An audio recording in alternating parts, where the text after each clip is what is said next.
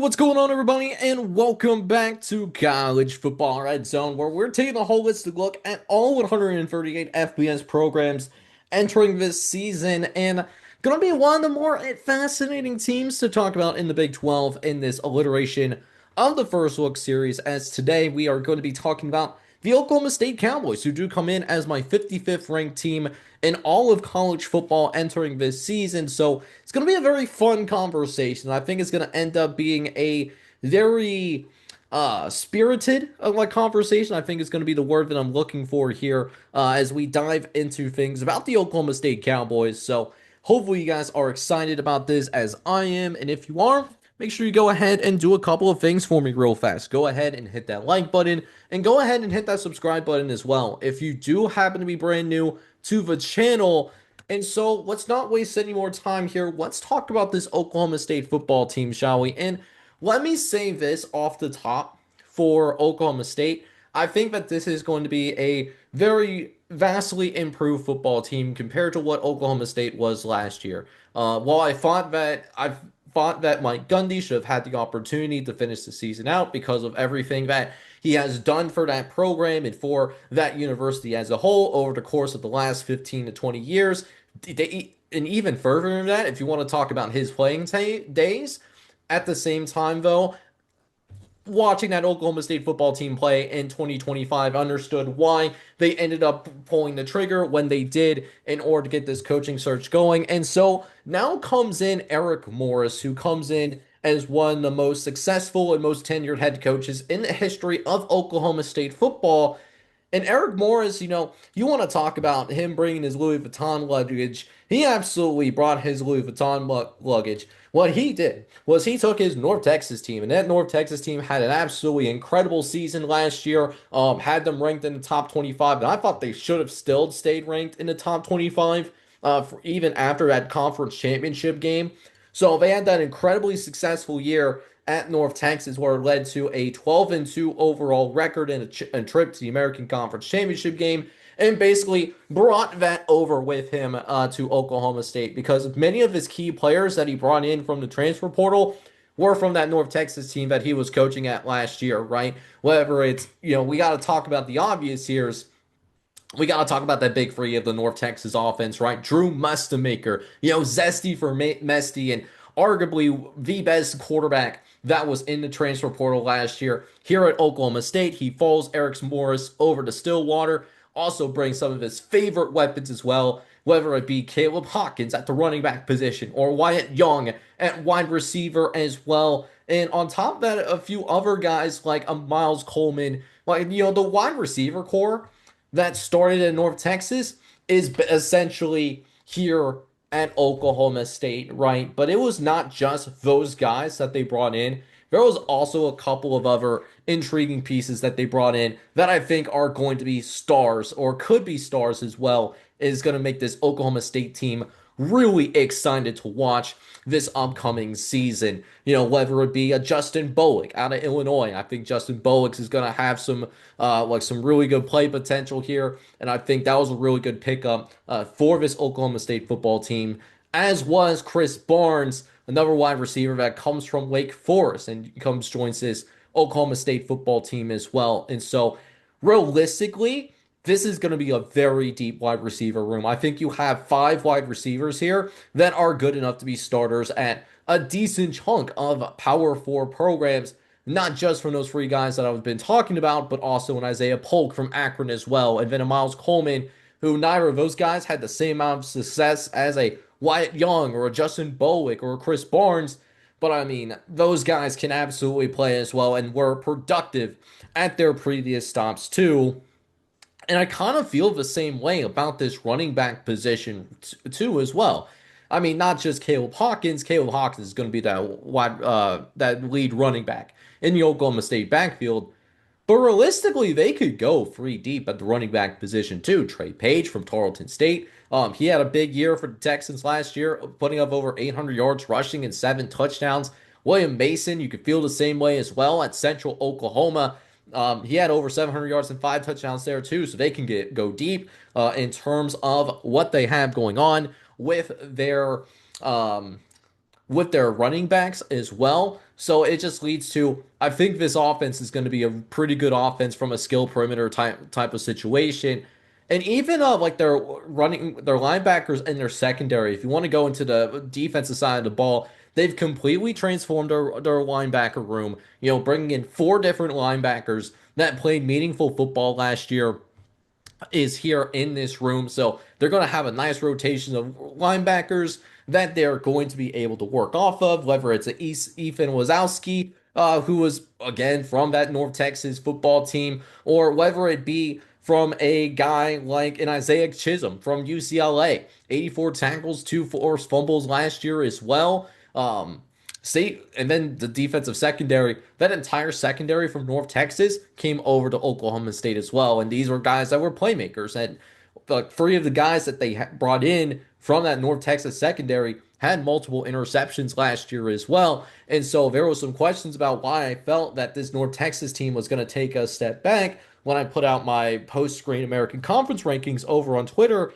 That was really a big reason why, is that a lot of those key playmakers from North Texas, they came over to Oklahoma State. So that's really what I'm looking at from a standpoint of, hey, that's why I think North Texas is going to take a step back. Now, with that being said, why I think this is going to be a more exciting team to watch and it's going to be an improved team to watch, I don't necessarily like it's not like this roster is going to be without questions. I do have questions really about the trenches in general. That's really my biggest question here.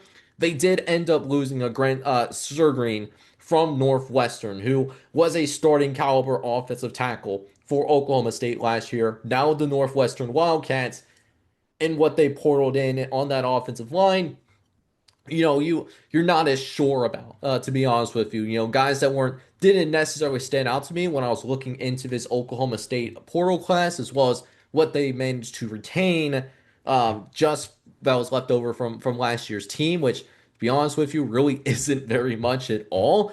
And then they do also lose a Wendell Gregory, who I thought was a very talented edge rusher and was a bright spot on this Oklahoma State football team as well.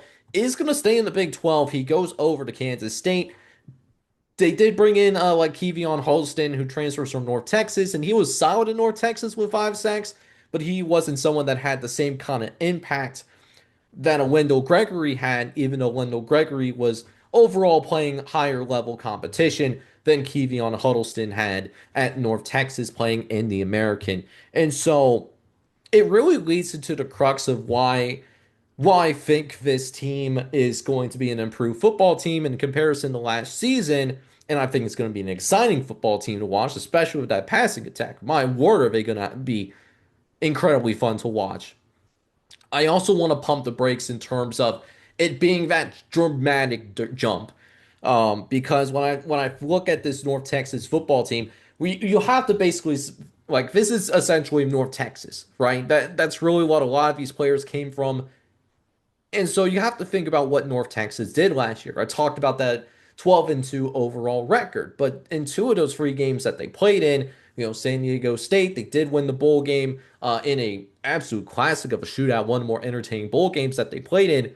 But I mean, they played in the USF game, which was highlighted very well leading into it. It was a mid-league game in the middle of the season. And then that championship game against Tulane, like Tulane and USF was the two toughest teams that North Texas played against last year, and they were crushed in both of those games. Particularly, their defense was exposed in both of those matchups. And so you're now going into the Big 12, and there is a decent chunk of teams here in the Big 12 that are just as talented from a roster perspective as a Tulane that ended up winning the American last year, or as a USF that was in the hunt for much of the season to win that American Conference Championship, even into the month of November as well. And so, again, I think this team is obviously going to be improved from last year, but I just wanted to kind of hold off on the just outright optimism. I'm cautiously optimistic, but I'm not exactly rushing to having Oklahoma State play in the Big 12 championship, is what I'm trying to say here, right? So let's look at the schedule for Oklahoma State. It's a decent schedule. They don't have an overly don't have too much overkill when it comes to the non-conference schedule by any means. So I look at this team. I think this is a team that could still miss out on the bowl game, and I think they do here. So, yeah, obviously they got the Oregon game on their schedule, and Oregon is going to be returning quite a bit of talent. That's a top five football team. I think it will be more competitive than what it was last year when Oklahoma State was practically embarrassed off the field. But I mean, by no means do I think that Oklahoma State, even at home, does come out on top there. I think Houston is ahead of schedule under Willie Fritz as well. Kansas State, I'm really high on, and I'm willing to stand on that. That was a bold prediction that I threw out for Josh Pate's college football show, and that actually made it onto his show. So I'm standing on that, being incredibly high on Kansas State than consensus. And then obviously Texas Tech, I think, is still going to be very much in the conversation to win the Big 12. And then Arizona State under Kenny Dillingham has proven that he's a very good coach too. So I mean, this is still a somewhat tough schedule here, right? There's a path for them to make it to a bowl game, though. I do want to point that out. It is primarily what happens really in late September through the month of October, right? You have West Virginia on the road, for example. That's a team that's still in a rebuild under Rich Rodriguez. That's the Big 12 opener, and that's going to really let us know where both programs are going to be at as both teams are kind of entering in rebuild mode, whether it's Eric Morris in his first year or Rich Rodriguez entering his second year. That's going to tell us a lot. UCF is at home as well. We haven't seen Scott Frost have a ton of success in the post NIL transfer portal era. So questions there, you do get them at home. I think that's certainly winnable. Colorado has its own fair set of questions. They brought in just as much of like transfer portal guys, or at least it feels like it, as Oklahoma State did too. And then Iowa State was completely rated, so they're going in the opposite direction that Oklahoma State is. But Iowa State, you look at Iowa State and they at least have a solid organization. Could Iowa State still be a feisty team in spite of that? And then finally, late in the season, your final game of the season, senior day, it's going to be the Kansas Jayhawks under Lance Leopold. And that could be a game that really could come down to, hey, we got to win that game in order to make it to bowl eligibility. So a path here where I think best case you're looking at 7-5, to be honest with you. But if they want to get into bowl game, I think 4 out of the 5 toss-up games that you see here, I think they have to win. And if they can win at least 4 of the 5 there, Oklahoma State makes it to a bowl game. And I think that is going to, at least for me, would be a successful first season while they still try to work things out in terms of the trenches, because I am worried about that offensive line. I am worried about if they're going to be able to fully replicate what they had in the pass rush if they were able to bring in like more proven production there. So that's the two biggest questions that I have. I think Eric Morris is going to do a really nice job in Stillwater. I just don't know if it's going to be an excellent season in Stillwater. I still think this is a year where they get to a bowl game, maybe, depending on what happens in some of these toss-up matchups, but I'm not guaranteeing it by any means. So I have 5-7. I think there's room and space here to get to 7-5, and I think that would be fine for the first year, where you can build on this. You have a Drew Messamaker that hopefully sticks around for another year. Hopefully the components of this core that you brought in for the transfer portal stays another year. And then 2027 is the year that Oklahoma State really stakes its claim as a legitimate Big 12 title contender. So very curious to hear your thoughts here. I know this is going to be a little bit more of a hot take because I know that from what I've seen, I've been lower from a record perspective than some of these like other folks have been when talking about Oklahoma State. But for now, I do have them as my 55th ranked team in college football. Very curious to hear your thoughts in the comments section. And if you've been enjoying this series, and I would genuinely appreciate it if you went ahead, do a couple of things for me real fast. Hit that like button as well as hit that subscribe button as well if you do happen to be brand new to the channel. For now, this is Jake from College Football Red Zone signing off. Hope you guys are all out there having a good one. Take care, everybody.